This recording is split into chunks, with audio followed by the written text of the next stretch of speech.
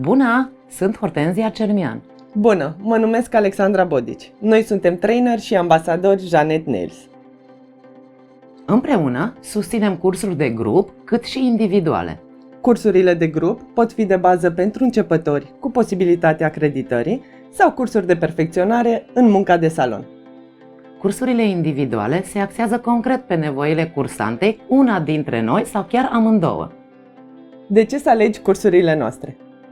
Dacă consideri că timpul tău de lucru este prea mare, dacă nu stăpânești anumite tehnici, dacă îți dorești un update sau îți lipsește încrederea în tine, te așteptăm cu o atmosferă prietenoasă să te înscrii la unul dintre cursurile noastre.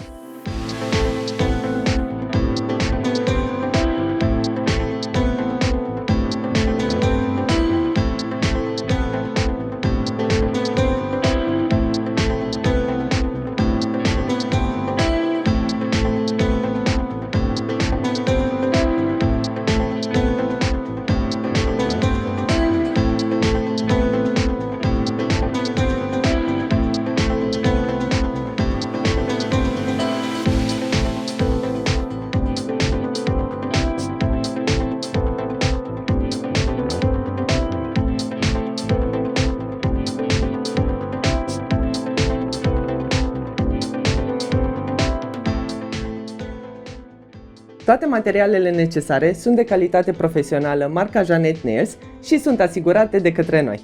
Tu trebuie să vii doar cu voie bună, dorința de a învăța și un model. Cursurile individuale se susțin doar în Timișoara, iar cursurile de grup pot fi susținute și în țară dacă ți adună minim 10 cursante. Dacă consideri că unul dintre aceste cursuri ți se potrivește, te așteptăm cu drag să ne contactezi. Vă pupăm și vă așteptăm la cursuri!